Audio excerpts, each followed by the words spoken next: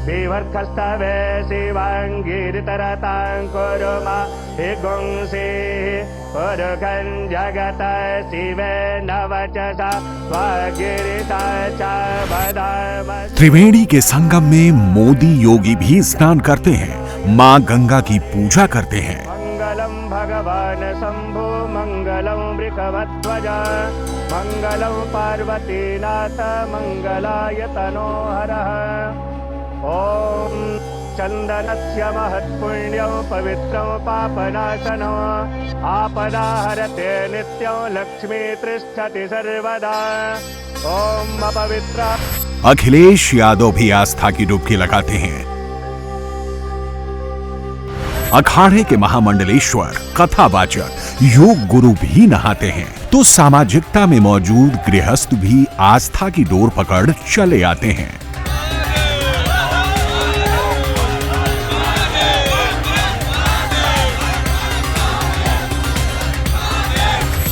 मोदी कुंभ शुरू होने से पहले भी प्रयागराज आते हैं, इंतजाम देखते हैं।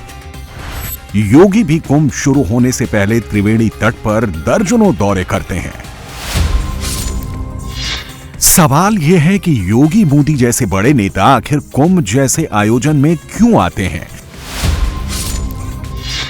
आखिर क्यों अखिलेश हरिद्वार में गंगा स्नान करने के बाद भी प्रयागराज आकर आस्था की डुबकी लगाते हैं?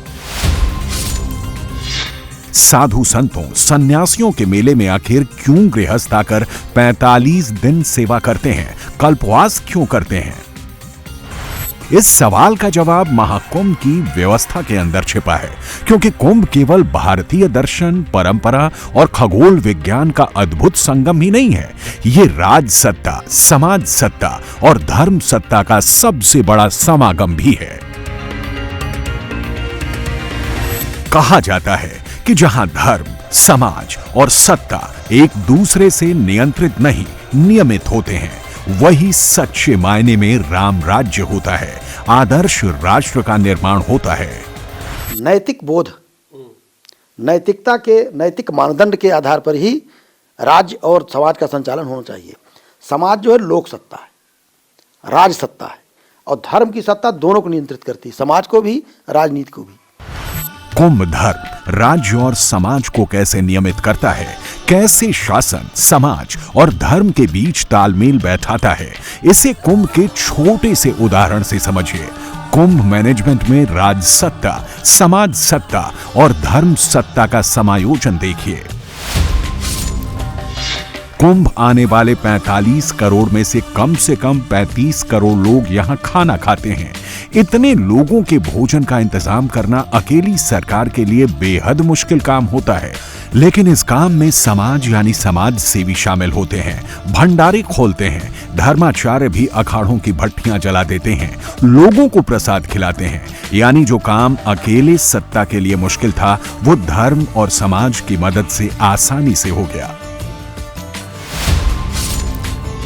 कुंभ में कल्पवासी, संत, दुकानदार, स्वयंसेवक और सरकारी कर्मचारी मिलकर 30 लाख से ज्यादा लोग 45 दिन के लिए रुकते हैं। इसके अलावा रोजाना बाहर से आने वाले 10-15 लाख लोग भी यहां रात गुजारते हैं। ये इंतजाम भी धर्म, समाज और सत्ता ही मिलकर करती है। प्रयागराज के लोग अपने घरों के दरवाजे भक्तों के लिए खोल देते हैं, अखाड़े भी अपने शिविरों के द्वार बंद नहीं करते हैं। यानी ये काम भी धर्म, समाज और सत्ता के समायोजन से आसानी से हो जाता है। अनेक प्रबुद्ध जन, अनेक इंटेलेक्चुअल क्लास के लोग भी वहां आयोजन कर रहे हैं। विभिन्न राजनीतिक दलों के लोगों को देखिए आप, कांग्रेस सेवा दल, समाजवादी सेवा दल, संघ का सेवा दल, तो अनेक राजनीतिक दलों के लोग भी वहां कुंभ के मेला लोगों की सेवा करते हैं, और नगर के लोग भी करते हैं। आप देखिए भंडारे चल रहे हैं, भंडारों में किसी से कोई पैसा नहीं लिया जाता है, निःशुल्क भोजन दिया जाता है, बुला बुला कर भोजन दिया जाता है। और जितने प्रयागवासी हैं, कुंभ के आयोजन के दौरान हर एक व्यक्ति यहाँ 10-5 लोग अवश्य आएंगे, तीर्थयात्री जो उनके घर पर रुकेंगे, जो परिचित हैं, गांव से, समाज से, रिलेशंस में जो लोग हैं, रिश्तेदार हैं, तो उनका भी हमें, पूरे प्रयाग के लोगों का इसमें एक कंट्रीब्यूशन होता है। पश्चिमी देशों की नजर में कुंभ ब्रह्मांड और जीवन के रहस्य को समझने का प्रयास है, लेकिन कुंभ के मायने इससे भी कहीं ज्यादा बड़े हैं। कुंभ पूरे राष्ट्र को धर्म, सत्ता और समाज के बीच समायोजन का सबसे बड़ा संदेश देता है। शासन समाज को त्याग और तप का महत्व भी समझाता है। यहाँ गृहस्थ जीवन जीने वाले तपस्वियों के सत्संग से धर्म का मर्म समझते हैं। समाज शास्त्री इसे समाज की सामूहिक चेतना को जागृत करने का साधन मानते हैं। कुंभ की परिकल्पना क्या है? कुंभ की परिकल्पना है अपना सर्वस्व त्याग करने की एक मन स्थिति बने। वो सम्राट हर्षवर्धन आते थे कुंभ में, वस्त्र तक दान करके जाते थे, अपनी बहन राजश्री से वस्त्र लेते थे और फिर वो लौटते थे, फिर सरकार चलाते थे। तो यानी राजा का काम क्या है? जनता के लिए धन अर्जन करना, जनता के लिए राज्य की समृद्धि और उसका जनता यानी प्रजा के लिए उसका उपयोग करना। ये जो ऋषि मुनि अखाड़े जितनी परंपरा के हैं, शैव बैरागी वैष्णव उदासीन जो भी हैं, ये उसमें कितने तरह की जीवन पद्धतियां हैं उसको बताने। ये कल्पवासी हैं कौन? हिंदू धर्म में गृहस्थ से सन्यास की तरफ जो व्यक्ति जा रहा होता है, यानी इसका मतलब ये नहीं वो जब परिवार में है, उसके बच्चे बड़े हो गए, शादी ब्याह हो गए, तो वो कल्पवास करने जाता है। 12 कल्पवास के बाद शय्यादान, यानी एक तरह से आप अपनी जिम्मेदारियों से मुक्त होते हैं। तो बहू को चाबी सास दे या न दे, 1 महीने के लिए तो देनी पड़ेगी ना, क्योंकि अब तो कुंभ जाना है। तो गाय, दरवाजा, द्वार जो होता है, खेत जो होता है, खलिहान जो होता है, चाबी जो है, सब कुछ, यानी एक तरह से सांसारिक मोह माया से मुक्त होना। फिर दूसरा, जब आप उस कुंभ में दिन भर हैं तो आपके पास 2 ही काम हैं, आप नहाए और प्रवचन सुनते हैं। प्रवचन सुनने के अलावा क्या करेंगे? आपस में एक दूसरे से बात करेंगे। तो भैया हमारे यहाँ ये समस्या होती है हमारे गांव में, तो केरल के किसी गांव के व्यक्ति की समस्या है, यहाँ कानपुर के किसी गांव के व्यक्ति की समस्या है, यानी एक दूसरे से जीवन व्यवहार यानी समस्या का समाधान वो कल्पवास में होता है। तो ये जो तीनों वजह हैं, यानी राज्य, जो धर्म और जीवन व्यवहार जिसको हम गृहस्थ कहते हैं, उन तीनों का श्रेष्ठ आचरण सीखने की वो सबसे बड़ी जगह है, स्थान है प्रयागराज का ये जो कुंभ होता है या माघ मेला जो प्रतिवर्ष होता है उसके लिए। कुंभ के इतिहास में कई मौके ऐसे आए हैं जब धर्म सत्ता ने राज्य सत्ता और लोक सत्ता को सही रास्ता दिखाया है, मुश्किल समस्याओं का समाधान दिया है। यही वजह है कि जब भी कुंभ होता है तो सभी दलों के लोग यहां नहाने चले आते हैं। सच्चे मायने में कुंभ मेला संत, समाज और सत्ता के बीच का सेतु है। संतों, गृहस्थ और सत्ता के लिए अद्वितीय अवसर होता है।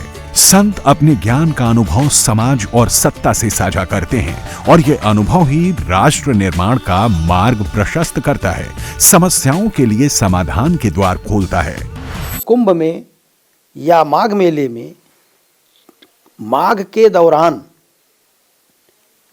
अनेक प्रबुद्ध जन, अनेक संत जन, साधु संत, प्रबुद्ध, गृहस्थ आकर कल्पवास करते हैं और विश्व की जितनी समस्याएं हैं, लौकिक जीवन की, धार्मिक जीवन की, पारलौकिक जीवन की, आध्यात्मिक जीवन की, राजनीति पर, समाज नीति पर विमर्श होता है, गहन चिंतन होता है। तो जो निष्कर्ष निकलता है उससे पूरी दुनिया को उसका संदेश जाता है।